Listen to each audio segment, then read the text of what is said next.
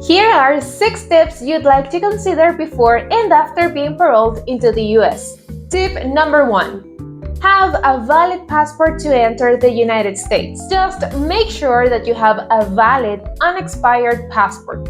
However, if you're from Venezuela and you hold a Venezuelan passport with a prórroga or certified extension, make sure you comply with what the USCIS has stated.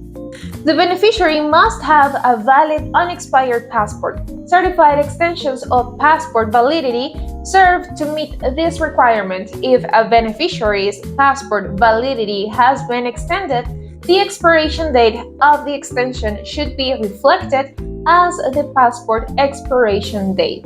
CBP will not authorize travel if the beneficiary's passport or extension is expired.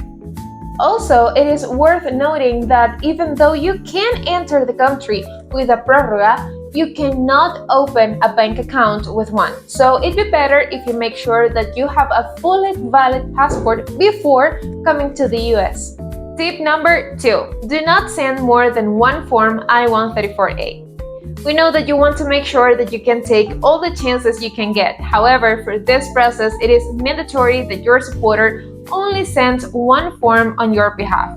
But if your sponsor sends more than one form, it is 100% guaranteed that you will lose the chance of being paroled into the US. Tip number 3.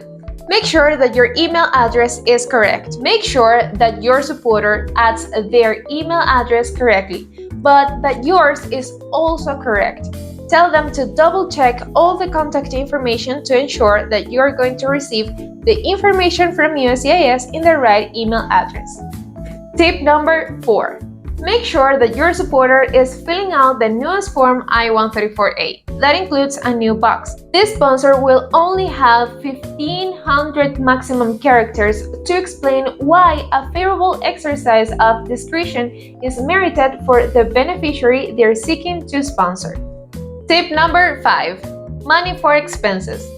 Even though this process has no fee, after being paroled into the US and finally ready to join your loved ones or be safe, you will have to pay certain processes such as a work permit, which is the form I-765 or the application for employment authorization, tuberculosis testing, insurance, and rent if you don't want or can't stay with your sponsor, plus other expenses such as transport, food, etc.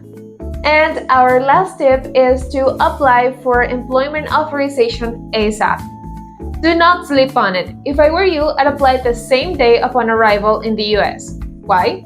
Well, you don't want to risk applying for it later and getting it even later. However, sometimes it can be issued pretty fast, but hey, don't risk it. By the way, stay tuned for exciting news about the EAD, or the Employment Authorization Document. Lawfully brings brand new surprises for all our new and old users. And that's it for today, but if you have more tips that you'd like to share, leave them in the comments below. Don't forget that Lawfully is your best option when tracking your USCIS case. All you need to do is download our Lawfully Case Tracker app from the App Store or Google Play, create your account, register your case, and start tracking. See ya!